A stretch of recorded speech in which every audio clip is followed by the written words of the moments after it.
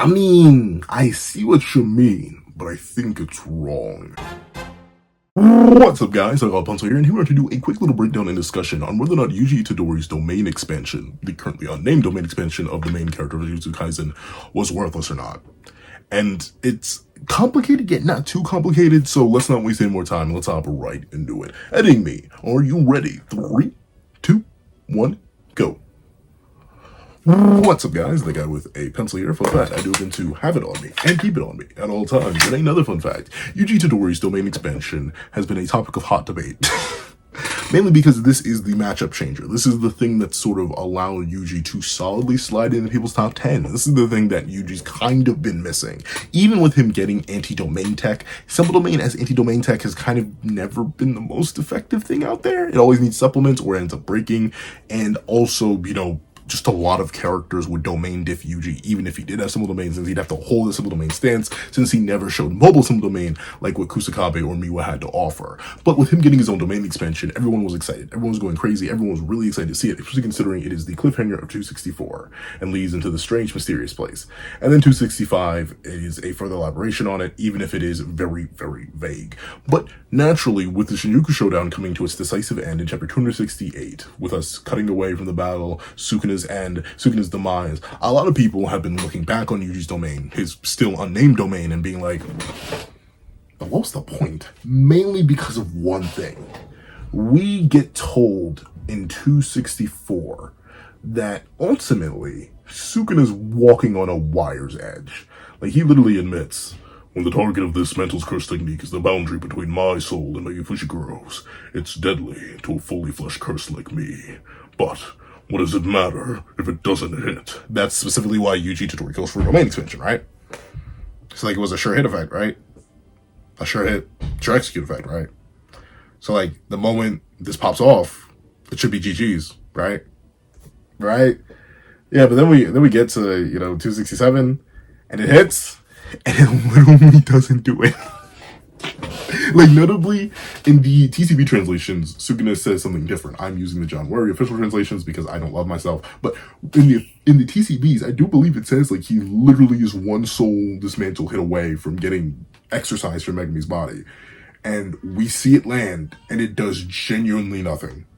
Not nothing, like it staggers Sukuna, but the main thing that staggered him, ironically enough, was Nobara's resonance technique, Wombo comboed into the dismantle hit, and then Yuji had to keep punching him, only to get double-fisted by Sukuna anyway. And ultimately, Sukuna insults the domain. He calls it half-made, it's garbage, he's whack, it's weak, and he admits that, nah, Yuji Itadori is the one who's gonna get cooked. And ultimately, if Yuji didn't Divergent Fist Bro, he would have gone into the same scenario he was in 264, not 265, but 264, where he was kind of getting beasted on by four-arm Sukuna. Like, legitimately, he's not tagging him. Sukuna's body bagging him. It's very, very bad. It's why Yuji had to resort to domain on multiple levels, not just as an offensive technique, but a defensive technique. And that is ultimately where I think the domain shines and why I think it's still necessary, in spite of the fact that the sure hit of the domain, I don't want to call it booty, but like, I'll admit, it just doesn't do much, especially considering how much it was hyped up and how crazy it is for our MC to get the peak of Jujutsu. Because realize, ultimately, the main reason Sukuna doesn't do Yuji like he was doing him in 264 when he got all four arms back and was casually beasted on Broski is because of the domain. Because Sukuna was wary of it. Now, did it end up being too effective? Clearly not. Sukuna himself mocks it. But Sukuna didn't know that. And that's the important thing. Because if Sukuna wasn't forced to hold Hollow Worker Basket and feed a whole bunch of curse energy into that, because he was literally on the verge of getting removed in his eyes, then Yuji would have had to deal with a fully healed, fresh off the top, tweaking off, 7 black flashes Sukuna, with all four arms. And as we know, anyone fighting Sukuna with all four arms is at a natural disadvantage. But with this, with his domain, Yuji was able to lock Sukuna back down to 2. And it seems so minor, right? But those 2 extra arms is what led to the domination we saw in 264 before Yuji opened his domain. And that lack of domination allows Yuji to do things like this. Sukuna is not able to fully focus on Yuji and his attacks and his output because he's very specifically worrying about the domain expansion that's in the background waiting to tear him from Megami. He's allowed to be in scenarios where he's still able to knock around Yuji clearly, but he doesn't have the full freedom and flexibility because he needs to maintain Hollow Warrior Basket. He needs to be chanting with his lower mouths. He needs to be holding his hands together. He needs to be doing a whole bunch. If he didn't have to do that, I think it's pretty fair to say Sukuna would have just beaten the brakes off of Yuji. Would Nobara and Megami still clutch up in this way, where they would come in with the Shadow Drop and they would come in with the Resonance? Absolutely. Those seem like locked parts of the timeline, unless you argue that Yuji gets his behind whooped so badly that he's literally not even able to reach out to Megami like he does in 265. Or 266, where he's like trying to have a conversation with Megami's soul, and that conversation with Megami's soul and the revelation that he's going to leave Megami behind now is what wakes Megami up. So like legitimately, the domain isn't effective, but it's effective, if you know what I'm talking about. It's kind of like, how do I put this? It's kind of like Tailwind from Pokemon, where like on a base level, it doesn't do any damage. It doesn't increase your damage. It doesn't do anything. But the fact that it doubles all your Pokemon's speed for a couple turns is important. It's a field status effect, and it helps out a lot. Defensively, offensively, on all fronts, and that's what Yuji's domain kind of ended up being. And that's why it ending up being nameless and the sure hit not actually doing too much is fine with me, because it still served a roundabout purpose. It made Sukuna scared.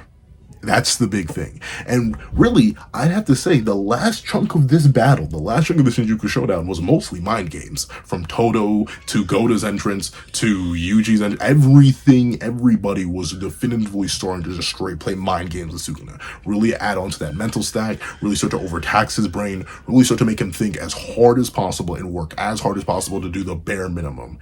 And having him do that, forcing him to do that through the domain, I think it was nice. I think it was neat. I think it was necessary. And I think it feeds into Yuji's whole ability to be an unconventional sorcerer. What's the most dangerous thing about the domain? The idea of it, not actually its application. That works. And the fact that it scared Sukuna is nice. That's the thing. So I see what people mean. A lot more than I see what other people are saying about the Shinjuku Showdown. I see what people mean in the sense that the domain itself and its sure hit wasn't all too crazy. But considering it acts as the facilitator for one of the best chapters in the series, at least in my opinion, in 265, considering it's one of the largest domains in the series based on the gigantic shell it has, based on the fact that it really well feeds into Yuji's abilities for his friends to come in and help finish him off, specifically Megami and Nobara, and also it scared the King of Curses, I say the domain still worked out. But of course, those are my thoughts. Please leave me your thoughts in the comment section down below. If you made it all the way to the end of this video, please do me a favor and leave big boy shell in the comment section down below. I'd like to thank you so much for watching. Please remember to leave a like, share, comment, and subscribe. And make sure that the notification bell so you do not miss out on any videos that come to the channel. Also do happen to have a Patreon down below where you can support me for as low as $1 a month. You can see exclusive videos, early content, and more. You can also now become a member of the channel for as low as $3 a month to get the same perks and more. So those perks include the live reaction to the very next chapter of Jujutsu Kaisen, every variation of all my videos, and if you're becoming a $12 patron or a $12 member, you can order whatever video you want. Also, you have a link to my Ko-Fi description down below where you can drop 5 beans for a short video, 20 beans for a long video, or any beans at all. Any support is always greatly appreciated. Now, I'd like to thank you so much for watching once again, and I hope you guys have a wonderful day. This is That Guy with a Pencil, writing off.